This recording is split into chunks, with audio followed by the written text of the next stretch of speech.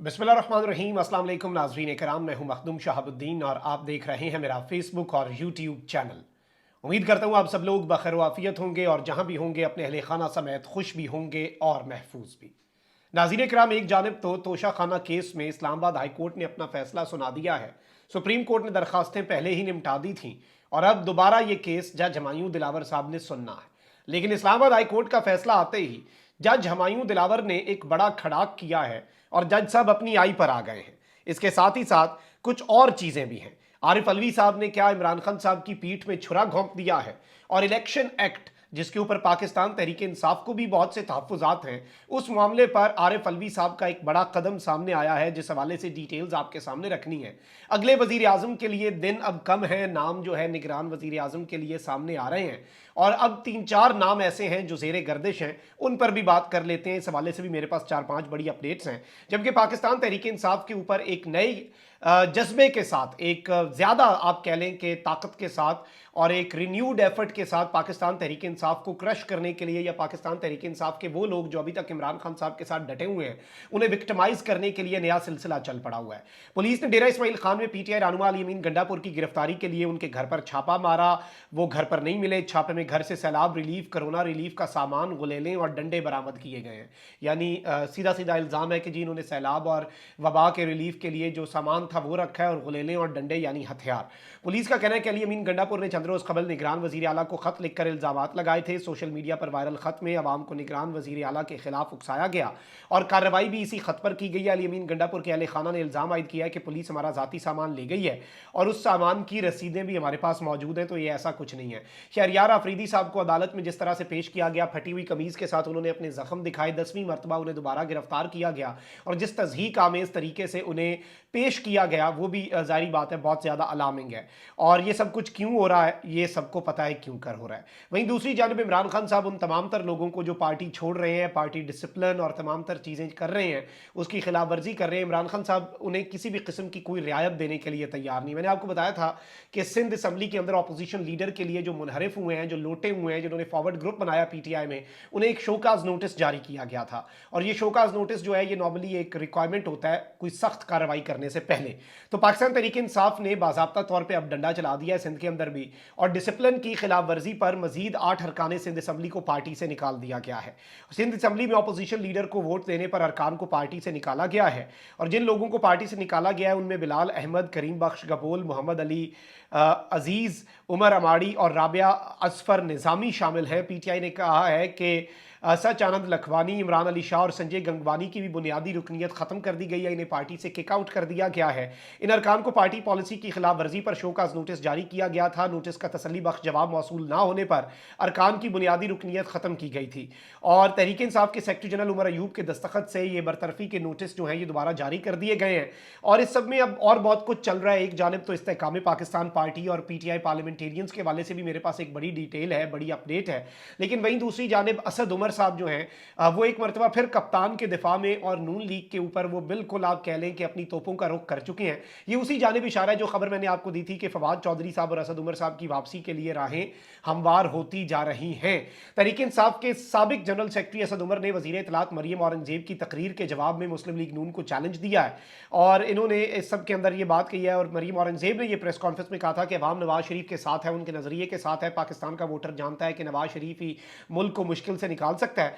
ताहम इस बयान के ऊपर असद उमर साहब जो हैं, जो कि इतने एक्टिव नहीं थे पॉलिटिकली, वो मैदान में आए हैं और उन्होंने कहा कि मुस्लिम लीग नून के कायद और साबिक वजीर आजम नवाज शरीफ को आइंदा इलेक्शन में इस्लामाबाद के किसी भी हल्के से तहरीक इंसाफ के खिलाफ, इमरान खान की जमात के खिलाफ इलेक्शन लड़वा लें, पता चल जाएगा कि इस्लामाबाद वाले क्या समझते हैं। मरीम औरंगजेब साहिबा ने एक और बात भी की थी कि इस सारी की सारी सूरत हाल के अंदर, इस सिचुएशन के अंदर ये जो मामला है कि जी क्या सिचुएशन बनी हुई है और इवन असद उमर साहब के ऊपर भी इन्होंने कुछ वो चलवाए थे, तनकीद के तीर बरसाए थे मरीम औरंगजेब साहिबा ने। तो ये अभी तक की एक डेवलपमेंट थी, ये भी बड़ी आम है। ये आइंदा आने वाले दिनों में आपको पता चलेगा कि असद उमर साहब इतने एक्टिव क्यों हो रहे हैं। अच्छा नाज़रीन करम, वहीं कुछ और बड़ी डेवलपमेंट्स भी हैं। एक तो यह है कि फाइनली मैं बड़ा इंतज़ार कर रहा था और बड़ा शौक था मुझे कि मैं इस्तेहकाम पाकिस्तान पार्टी और पाकिस्तान तहरीक इंसाफ पार्लियामेंटेरियंस को अवाम में जाता देखूं।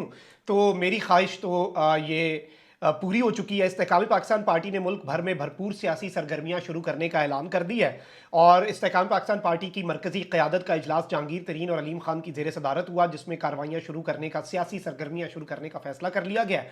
अहम तरीन टास्क जो है मुख्तलिफ रहनुमाओं को सौंप दिए गए हैं और मुल्क को इस्तेहकाम दिलाना ज़रूरी है, जहांगीर तरीन साहब ने बता दिया है। और लेट्स सी अवाम अब इन्हें इनके साथ क्या करती है, अवाम इनका किस तरह से रिसेप्शन करती है। कल अजीब सी एक मुज़क्का खेज़ स्टेटमेंट दी थी पाकिस्तान तहरीक इंसाफ पार्लियामेंटेरियंस, जो परवेज़ खटक साहब की नाम नेहाद सियासी जमात है, उसके तर्जुमान ने कि हम पीटीआई से इंतखाबी इत्तेहाद कर सकते हैं। भाई ये एक इंतहाई मुज़क्का खेज़ सी स्टेटमेंट थी, पीटीआई आपके साथ इंतखाबी इत्तेहाद करेगी, कुछ अकल को हाथ मारे। तो अब परवेज़ खटक साहब ने स्टेटमेंट दी है और अंगूर खट्टे हैं। अंगूर खट्टे किस तरह से हैं कि आज इन्होंने पीटीआई से इंतखाबी इत्तेहादी की ख्वाहिश या इम्कान की खबर को सरासर झूठ और मन घड़त करार दे दिया है। और कल इनकी अपनी स्टेटमेंट आई थी, लेकिन आज परवेज़ खटक साहब जो हैं उन्होंने कहा है कि एक पीटीआई होगी अब सिर्फ, और वो सिर्फ पीटीआई पार्लियामेंटेरियंस होगी। पीटीआई से इत्तेहाद की ख्वाहिश या इम्कान की खबर सरासर झूठ और मन घड़त है। इलेक्शन में पीटीआई होगी ही नहीं तो हम उससे इंतखाबी इत्तेहाद की सोच कैसे रख सकते हैं। मतलब ये इनकी सोच चेक करें। अलबत्ता इन्हें किसी ने बताया होगा ना कि भाई 100% श्योर है पीटीआई इलेक्शन के अंदर होनी नहीं है, आप जो मर्जी कर लें।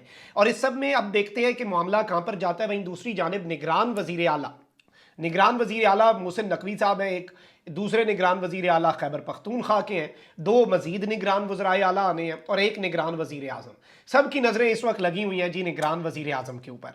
हुकूमत और इत्तेहादी जमातों ने निगरान सेटअप की तश्कील पर मजीद मुशावरत जारी रखने का फैसला कर लिया है। शहबाज शरीफ की ज़ेरे सरबराही निगरान सेटअप की तश्कील पर इत्तेहादी जमातों का इजलास हुआ, जिसमें मौलाना फजल रहमान, बिलावल भुट्टो जरदारी, अख्तर मेंगल, शाहजैन बुगटी, खालिद मकबूल सिद्दीकी, असलम भुतानी और मोहसिन दावड़ समेत दीगर शरीक हुए। ज़राए के मुताबिक इजलास में निगरान सेटअप और निगरान वजीर आज़म के लिए मुख्तलिफ नामों पर गौर किया गया। इजलास में निगरान वजीर आज़म के लिए जो नाम सामने आए हैं मैं आपके सामने रख देता हूं। शाहिद खाकान अब्बासी, हफीज शेख और दीगर नाम जो हैं उनके ऊपर गौर किया गया है, जिसके बाद इत्तेहादी जमातों ने इस हवाले से मुशावरत जारी रखने का फैसला किया है। गुज़श्ता रोज़ शहबाज शरीफ ने 9 अगस्त को असम्बली तहलील करने की दरख्वास्त दे दी थी और 9 अगस्त को ही समरी भेज दी जाएगी सदर को, और अगर सदर ने वो अप्रूव ना की तो आपको पता है कि वो 11 तारीख 48 घंटे के अंदर automatically the assembly will stand dissolve. All दो सदर साहब वाली जो मेरे पास अपडेट है वो सुन के आपको लगेगा कि शायद सदर साहब ऐसी असम्बली डिसॉल्व कर दें। और इस सब के अंदर निगरान वजीर आज़म के नाम के लिए वजीर आज़म ने कल ही कह दिया था कि कल से मुशावरत शुरू होगी, यानी आज और आइंदा 2 से 3 दिन के अंदर ये मुशावरत जो है ये मुकम्मल हो जाएगी। और 12 बजे रात को बेसिकली 12 तारीख को ही असम्बली की मुद्दत खत्म हो रही है, इसलिए 11 तारीख तक असम्बली डिसॉल्व करना बहुत ज़्यादा ज़रूरी है। और इस सब के अंदर मैं आपको ये बता दूं कि जो नाम आ रहे हैं सामने उनमें शाहिद खाकान अब्बासी और हफीज़ शेख तो हैं, असलम भुतानी और फवाद हसन फवाद जो हैं नवाज शरीफ साहब के साबिक प्रिंसिपल सेक्रेटरी जो कि पाबंद सलासिल भी रहे, वो भी इस वक्त इस मंजरनामे के अंदर आ चुके हैं। और आप कह लें कि इसमें सियासतदान और ब्यूरोक्रेट्स और इसके साथ ही साथ एक टेक्नोक्रेट हफीज़ शेख साहब आते हैं, तो मैं उन्हें टेक्नोक्रेट की कैटेगरी में रखूंगा और उन्हें टेक्नोक्रेट ही समझा जाएगा, क्योंकि ऑब्वियसली उनकी आपको पता है कि अपनी एक पूरी हिस्ट्री है और वो अप्रूव्ड होंगे बहुत से लोगों के। हफीज़ शेख साहब अगर आते हैं तो फिर शायद इम्कानात और ज़्यादा बढ़ जाएंगे। और इम्कानात किस चीज़ के बढ़ेंगे? इम्कानात नाज़रीन कराम इस चीज़ के बढ़ेंगे कि जो मामला है उसके अंदर जो चीज़ें हैं, जैसे आप समझें कि जो सिस्टम को इन्होंने अब आगे तूल देनी है और उसके लिए काउंसिल ऑफ कॉमन इंटरेस्ट का इजलास इन्होंने वैसे ही बुलवा लिया हुआ है, तो उस तनाजुर के अंदर भी ये सिचुएशन बहुत ज़्यादा अहम हो जाएगी। अच्छा, वहीं दूसरी जानिब पाकिस्तान तहरीक इंसाफ की बहुत से कंसर्न्स हैं। पाकिस्तान तहरीक इंसाफ के बहुत से आप कह लें कि इस वक्त उनके ऐसी चीज़ें हैं जिनके ऊपर उन्हें बहुत ज़्यादा तहफ़्फ़ुज़ात हैं, और वो चाहे जो कानून साजियाँ हो रही हैं, चाहे ऑफिशियल सीक्रेट एक्ट वाली हो, इलेक्शन एक्ट में तरमीम, उसमें निगरान हुकूमत को थोड़े से ज़्यादा इख्तियारात जो दिए गए हैं नॉर्मल निगरान हुकूमतों से, ये सब कुछ हो रहा है। सदर मुमलिकत डॉक्टर आरिफ अलवी ने 3 बिलों की मंजूरी दे दी है।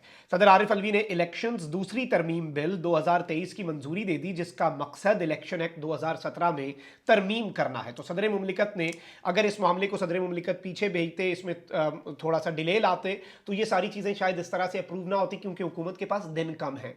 आपकी नेशनल असम्बली ने अपनी मुद्दत पूरी करनी है, नेशनल असम्बली डिसॉल्व हो जानी है। सदर मुमलिकत के पास ये हथियार था, लेकिन वो ये हथियार नहीं चला रहे। बहुत से लोग इसे ताबीर कर रहे हैं कि सदर मुमलिकत अब वैसे ही मैनेज हो चुके हैं, और इवन खान साहब के लिए नैब ऑर्डिनेंस में जो तरमीम थी, वो जो एक ऑर्डिनेंस आया नैब ऑर्डिनेंस, सॉरी, वो आरिफ अलवी साहब का बाहर जाना नहीं बनता था, वो हज पे निकल के पीछे से सादिक संजरानी साहब ने कार्रवाई डाल दी। तो ये सब कुछ चल रहा है। इसके अलावा सदर मुमलिकत ने एक और बिल है, सॉवरेन वेल्थ फंड बिल जो है वो भी मंजूरी दी है, और इसके साथ ही साथ ports authority, Pakistan airports authority bill जो है उसकी मंजूरी दी है। ये इतना इंपॉर्टेंट नहीं है, ये तो चले ठीक है, आइन के आर्टिकल 75 के तहत ये मंजूरी है, लेकिन इसमें जो इलेक्शन एक्ट में दूसरी तरमीम 2023 का जो बिल है जिसने इलेक्शन एक्ट 2017 में तरमीम कर दी है, वो बहुत ज़्यादा अहमियत का हामिल है, और उसमें बहुत से सवालात भी खड़े होते हैं, बहुत से क्वेश्चंस जो हैं वो भी रेज होते हैं। अब जरा नाज़रीन करम बात कर लेते हैं जज हुमायूं दिलावर साहब की। और एक जानिब तो जस्टिस आमिर फारूक साहब का फैसला आ चुका है, और इस सब के अंदर शहबाज गिल साहब ने एक बड़ा अहम सवाल उठाया है, और मैंने आपको कहा कि इस फैसले के अंदर कुछ चीज़ें हैं। जैसे एक तो जो काबिल समात वाला फैसला है वो कलअदम करार दे दिया है और कहा है दोबारा आप ही फैसला करें। पीटीआई ने यह भी दरखास्त दी हुई थी कि आप जज साहब जो हैं आप जज चेंज करें, लेकिन इस्लामाबाद हाई कोर्ट ने यह नहीं किया। अब ये वाली जो दरखास्त मुस्तरद हुई है पीटीआई की इस्लामाबाद हाई कोर्ट से, यही वाली दरखास्त पीटीआई उठा के ले जाएगी सुप्रीम कोर्ट ऑफ पाकिस्तान में कि जज हुमायूं दिलावर को चेंज किया जाए, किसी और जज को यह फैसला करने दिया जाए। और वहीं दूसरी जानिब शहबाज गिल साहब ने भी एक ट्वीट किया फैसले को शेयर करते हुए कि जस्टिस आमिर फारूक साहब के फैसले में लिखा है कि कल 4 अगस्त, यानी अब तो आज 4 अगस्त है, 4 अगस्त तो आज है, क्या यह फैसला कल लिखा हुआ है और कल ही सुनाया जाना था, लेकिन नहीं सुनाया गया, और आज इसलिए जारी हुआ ताकि पीर तक अब सुप्रीम कोर्ट बंद होगी, कल सुनाया जाता तो आज पाकिस्तान तहरीक इंसाफ अपील कर सकती। तो यह भी एक नुक्ता हो सकता है, और ये शहबाज गिल साहब ने नुक्ता उठाया है। अच्छा, वहीं दूसरी जानिब जो हुमायूं दिलावर साहब हैं उनके खिलाफ अब सुप्रीम कोर्ट ऑफ पाकिस्तान से और वकला जो हैं उन्होंने पूरे केसेस तैयार कर लिए हुए हैं। जज हुमायूं दिलावर साहब जो हैं उनके लिए भी आने वाले दिनों के अंदर मुश्किलात बढ़ती जाएंगी, और उनके लिए चीज़ें इतनी आसान नहीं रहेंगी जज हुमायूं दिलावर साहब के लिए कानूनी पहलू से। वहीं दूसरी जानिब इस्लामाबाद हाई कोर्ट के फैसले के बाद सेशन अदालत ने चेयरमैन पाकिस्तान तहरीक इंसाफ को कल जाती हैसियत में तलब कर लिया है, और चेयरमैन पीटीआई के खिलाफ तोशाखाना केस की समाअत सेशन जज हुमायूं दिलावर की अदालत में हुई। इमरान खान के वकील ख्वाजा हारिस की मसरूफियत के बायस पहले केस की समाअत 12 बजे तक मुलतवी की गई, फिर 3 बजे तक मुलतवी की गई। जज हुमायूं दिलावर ने रिमार्क्स दिए कि 3 बजे के बाद दलाइल देने का आखिरी मौका दिया जाएगा। चेयरमैन पीटीआई की हाजिरी से इस्तिस्ना की दरखास्त भी ख्वाजा हारिस देंगे। अगर ख्वाजा हारिस ना आए तो सेशन अदालत फैसला महफूज कर लेगी। वकील पीटीआई नियाजुल्लाह नियाजी ने कहा कि केस पर बहुत खदशात हैं, जिस पर जज हुमायूं दिलावर ने कहा कि मुझे कुछ नया बताएं और इस तरह की बातें। लेकिन इमरान खान साहब जो हैं उनके हवाले से इन्होंने तलब किया हुआ है खान साहब को कि खान साहब फिर आए। इस्लामाबाद हाई कोर्ट के फैसले के बाद अब खान साहब को कल बेसिकली अदालत में तलब कर लिया गया है, और लेट्स सी कि मामला किस तरफ को जाता है, क्या रंग इख्तियार करता है। लेकिन अभी तक जो चीज़ें हैं वो इस वक्त इसी तरफ को जा रही हैं कि जज हुमायूं दिलावर साहब किसी भी तरह से पीछे हटने के लिए तैयार नजर नहीं आ रहे। कमेंट सेक्शन में राय का इजहार जरूर करें। अपना बहुत ख्याल रखें। अल्लाह निगहबान। पाकिस्तान जिंदाबाद।